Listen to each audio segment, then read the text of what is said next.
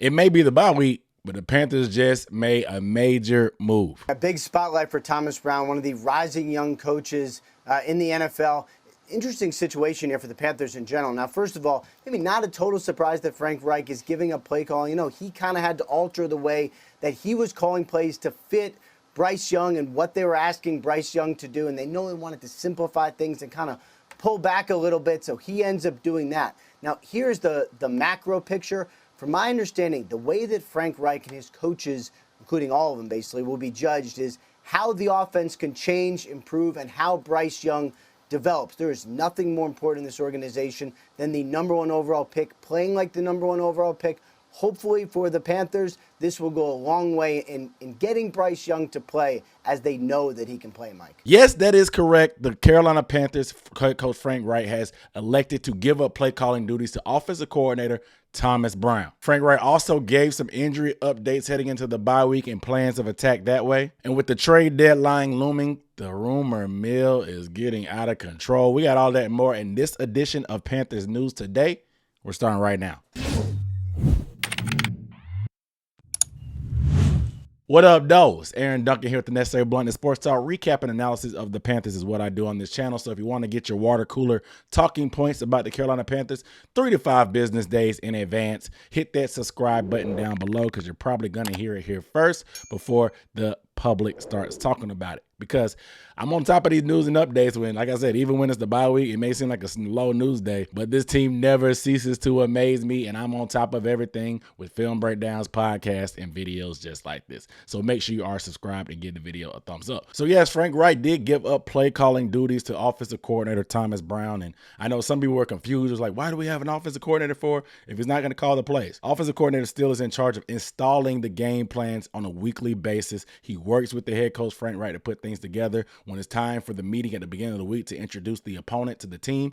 The offensive coordinator is the one that leads those meetings and explains everything that's going to be at task on the week, what they're going to practice on the week, what they want to accomplish during the week, and how they're going to attack their opponent. A real strategical standpoint is what the offensive coordinator does in the background when he's not calling plays. That's just the type of role that Thomas Brown was probably serving in currently. Now, moving forward, Frank Reich said that he had been contemplating this change for about 2 weeks. He told Thomas Brown to kind of put a nugget in his ear, and he even said during his interview his desire was to not necessarily be the play caller, but the fact that him and Thomas Brown really didn't have any background whatsoever, he wasn't 100% comfortable and trusting of Thomas Brown. He said that Thomas Brown is a very bright mind, but him having no work experience with Thomas, he wanted to be able to call plays for himself before handing it over to Thomas, but it was always the goal to give things up to Thomas Brown. Reports came out over the weekend that some powers that be in the organization went up to Frank and said that they wanted to be more innovative with the offense and lean more into Bryce Young's skill set. Frank Reich kind of denied that, of course, but I think it's hard to ignore the fact that that first quarter against the Dolphins looked like a whole new offense. We ran the ball better. There was a lot more play action. You moved the pocket with Bryce, a variety in the running game, deep crossers, just things that we really had not seen that we had been waiting for, that somebody like me had been begging for from this offense, because it's stuff that I actually saw them do in training camp. I did not miss one training camp practice. I saw them doing that type of stuff, but the fact that they weren't doing it was a little bit of a head scratcher for me. What could explain it is because in those practices, as I reported on all my training camp reports, if you kept up, was Thomas Brown was the guy on the walkie-talkie calling in plays to Bryce Young during camp, and Frank Reich took that more CEO approach at those practices in training camp, which is what he'll be doing going forward now. So it was always weird to me that Frank Reich was going to be the primary play caller, even though Thomas Brown designed the playbook, puts in a lot of the install, and was on the headset and walkie-talkie every practice with them, and it just so happened that Frank took over in the games. And we saw during preseason, Frank Reich was doing the first half, Thomas Brown would do the second. I even raised the question that time that started a dialogue about, hey, this Thomas Brown portion looks a little bit more clean and a little bit more juice, even with Matt Corral and some backup offensive linemen and skill guys, looked a little bit better than the first team offense who looked stale and vanilla. It was just a thought, but I always thought that the bye week was the only logical time. Some people may think that Frank Reich just had too much pride to give it up anytime before that. You could be true. I think the pride factor probably came in on the initial part of wanting to call plays, but I do understand Frank's right point about not having trust for Thomas Brown right away. But with doing this change on a bye week, it gives Thomas Brown a full week without the players to go ahead and game plan for Houston, put his ideas together, and then the next week when they get back, he'll have another week to get things together, install with the team as they are going to be taking on those Houston Texans at a game that I think that all eyes will be on there as CJ Stroud comes into town. I'm very excited about the opportunity in front of Thomas Brown and what he can be able to take advantage with this opportunity. And you may not know too much about Thomas Brown, but I did drop a podcast back in May where I sat down with a Rams creator who covered Thomas Brown and his time with Sean McVay when they won the Super Bowl and what he did as the assistant head coach and just what his thoughts were on the projection of Thomas Brown's career as a play caller and a future head coach. Very informative podcast that I really suggest that you check it out. I'll link it down below in the description. And like I said, this will still be a collaborative approach. It'll just be Thomas Brown as the final word, getting the play into Bryce.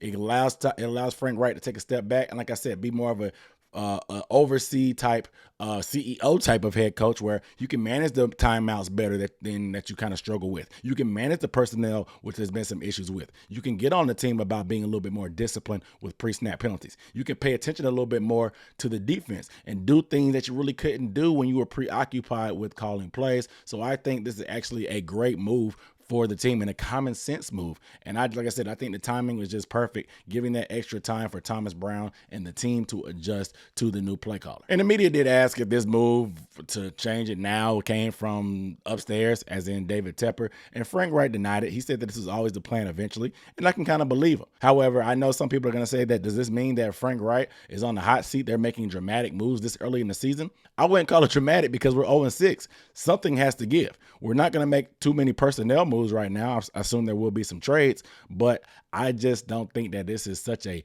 crazy thing to do at this point in the season. And I honestly thought from the jump in preseason when this happened about him potentially giving up play calling, that if he didn't do it at a bye week, he would never give it up, just because there's no better time than doing it when you have extended time to prepare. But I will elaborate more this week on the Panther Banter podcast about what this move means and just my evaluation of the team as a whole, from ownership, front office, and head coach. A little bit more nuanced conversation and extended conversation that I don't really want to get into on this news video, but make sure you are subscribed and stay up to date on that when that podcast drops soon and very soon. You guys let me know down below in the comments how you feel about this news of Thomas Brown taking over, calling the plays, the maestro on offense. Are you expecting the greatest show on turf? Are you expecting nothing much anyway because the playbook is the same and the players are the same? Are you expecting the spark overall? Do you think that Bryce will be a lot better with Thomas Brown? Let me know how you feel down below in the comments. So just some quick injury updates. Frank Reich was asked about Austin Corbett's,